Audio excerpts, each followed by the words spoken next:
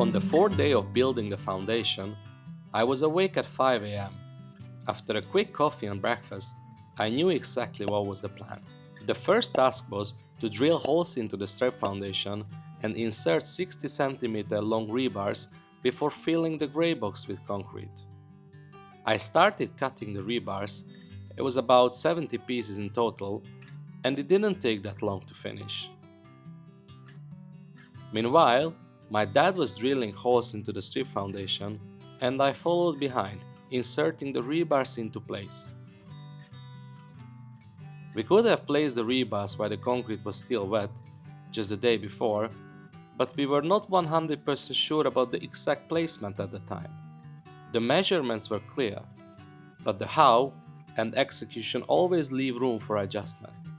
So whenever we reached the decision point, we'd grab a piece of wood or cardboard and my dad would sketch out a few ideas.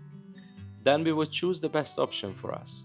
Once all the rebars were in place, we split up the work.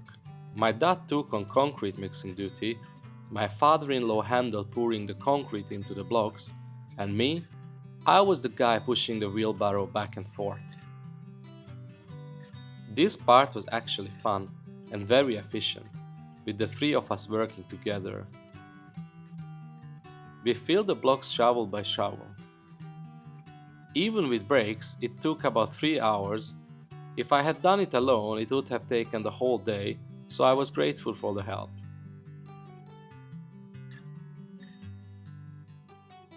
Once the concrete had set a bit, we moved on the groundwork. Right away, we could tell there was too much sand in the middle area, so we had to redistribute it, wheelbarrow by wheelbarrow. Groundwork is always labor intensive. It's tough, it's physical work, but I'll make it look easy for you. At first, I wasn't sure what to do with all the excess sand. I didn't want to move it somewhere, pile it up, and then have to move it again. So I had to get creative. Out in front of our property, the terrain wasn't level. There was a half-meter wide hole, about 10-12 cm. Perfect for dumping extra sand, so that's exactly what we did. Thankfully, we had a double-wheeled wheelbarrow. If you ever use one, you know the difference. Compared to the single-wheel version, it makes a huge impact in both stability and ease of movement. We tried to wrap up the groundwork before sunset, but by the end of the day we were really tired, so we decided to leave the rest for the next morning.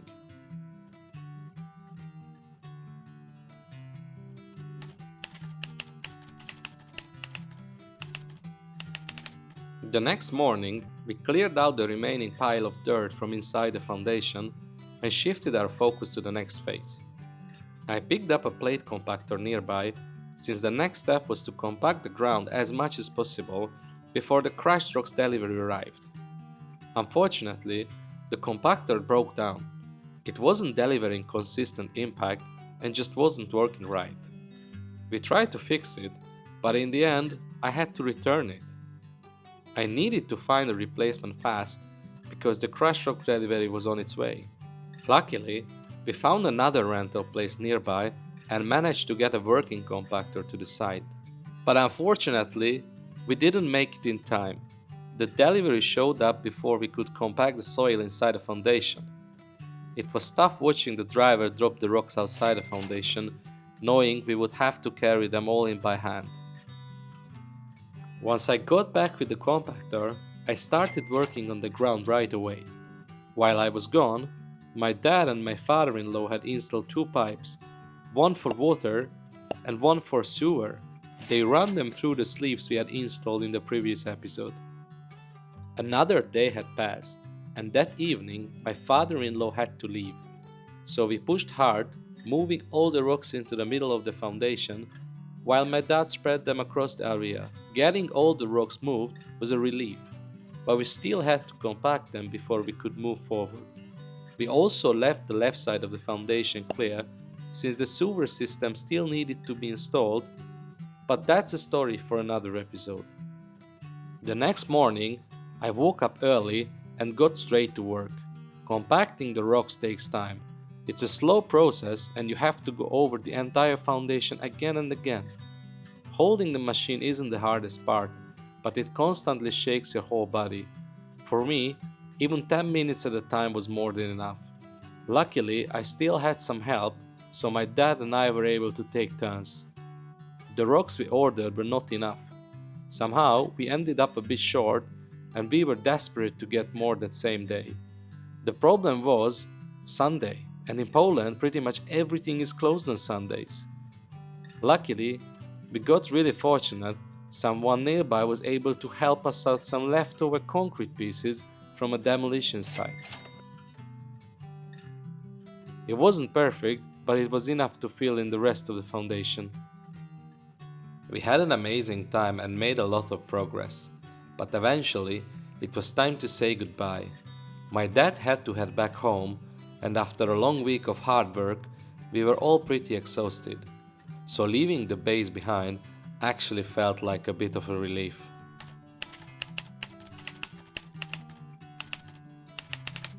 The next step was preparing the rebar mesh using the 6mm rebars we had ordered earlier. The plan was to cut all the rebars. At first, I started working directly on the ground. I thought it's gonna be fast, but I quickly realized how uncomfortable that was, and I had to come up with a better solution. I built the work stand from wooden pallets to assemble the mesh on the top. It was way easier on my back and made the whole process much faster. We chose to do this by hand, but honestly, if I had the chance to do it over, I wouldn't go that route again. Even though we saved about 2/3 of the total cost by tying the mesh ourselves, it was incredibly time consuming and working in the heat didn't make it any easier. But we got it done. Laying down the mesh is essential before pouring the concrete. It helps hold everything together and adds strength to the structure. This is the final layer of the foundation before the walls can go up. After a while, we were ready and prepared 11 pieces of rebar mesh, which covered about 90% of the base. We were eager to pour the final layer of concrete, but there were still a few important steps left. First, we had to install the sewer system and fill in the trenches. Next, all the rebar mesh had to be laid out and positioned properly. And finally, we needed to build a frame around the foundation to hold the concrete in place during the pour. Oh, I almost forgot. There is a fourth point. Since we are planning to have a chimney in our house, we will need a separate base for it as well. If you want to follow along with these steps, make sure to subscribe, like, and share the video with your friends. If you have any question, feel free to leave a comment below. That's it for now. Peace.